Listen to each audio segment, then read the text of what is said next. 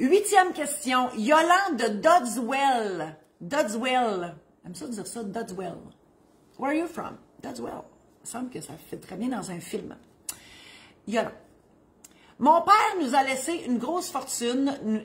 En parenthèse, nous sommes 3 enfants héritiers. Mais il avait aussi beaucoup de dettes.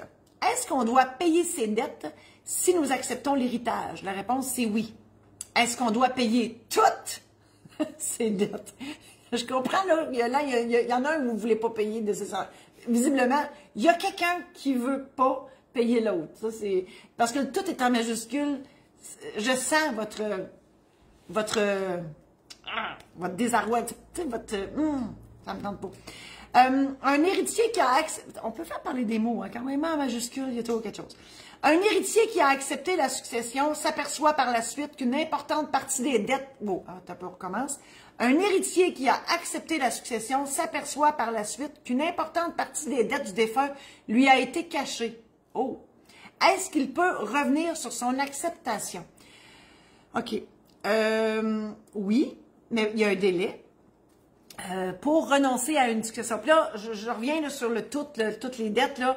OK, on ne peut pas avoir le beurre et l'argent du beurre. Quand on est héritier d'une succession, où on accepte tout, où on renonce à tout.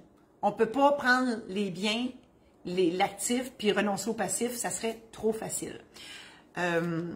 Mais par contre, là, je comprends qu'il y a des dettes qui existent puis que vous n'en aviez pas la connaissance.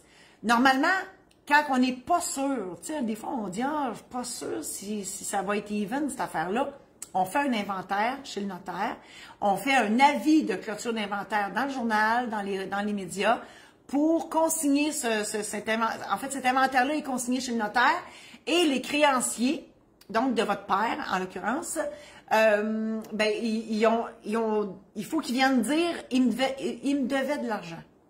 Et là, le notaire va consigner, preuve à l'appui, bien sûr, le notaire va consigner les dettes du défunt dans cet inventaire-là pour une période à peu près de 2 mois. Tout dépendant des circonstances, c'est un délai raisonnable. OK? Délai raisonnable, 60 mois, dans cette circonstance-là, ça serait ça. Et suite à ça, au bout du délai, le notaire clôt son inventaire. Et à partir de la clôture de l'inventaire, plus personne ne peut venir dire « il me devait de l'argent ». Donc, vous allez accepter la succession sur la base de cet inventaire-là. Et vous pourrez renoncer sur la base de cet inventaire-là où l'actif sera moindre que le passif, mais c'est dans les 6 mois du décès. Donc là, je ne sais pas, là, votre père est décédé depuis combien de temps? J'ose espérer que le délai de 6 mois n'est pas passé. Parce qu'on a 6 mois pour renoncer à une succession, le 6 mois court à partir du décès, sinon on est réputé de l'avoir accepté. Très important. Je vous invite à aller visiter mon site internet. J'ai hâte qu'il change. Là. Il est sur le point, là, c'est pas encore prêt. Là. Puis tu sais, là, je suis impatiente, mais ça s'en vient. Marie-Josée-Saint-Laurent.com pour tous les programmes en ligne, que ce soit pour faire votre testament, faire votre mandat d'inaptitude. Je dis faire, mais c'est pour vous préparer dans le but de faire votre testament, mandat d'inaptitude et l'aide médicale à mourir. Préparer votre mariage. Si vous êtes liquidateur d'une succession, il y a un programme en ligne qui peut vous accompagner là-dedans. Il y a aussi la trousse Protège-toi pour acheter votre première maison. Il y a une foule d'informations dans ça.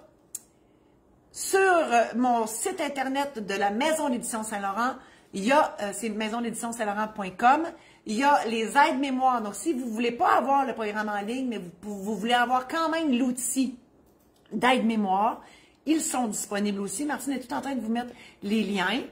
Je vous invite aussi à partager cette chronique si vous pensez qu'il y a d'autres mondes dans vos amis qui pourraient être intéressés par cette chronique-là.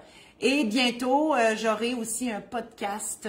C'est vrai, j'ai oublié de vous dire, mon Dieu, j'en ai donc bien des affaires à dire.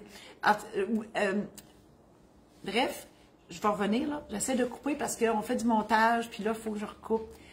Je vous annonce que je ne serai plus notaire. Je ne serai plus notaire traditionnel. Je mets la clé dans mes classeurs et je dépose mon crayon. Je serai dans d'autres projets. Je reste notaire, là, OK? On ne part pas en peur. Je reste notaire, je garde mon titre, mais je ne ferai plus de contrat de notaire à partir du 27 août. Mais vous allez me voir encore, inquiétez-vous pas. Voilà. Alors, merci infiniment d'avoir été là et on se revoit bientôt.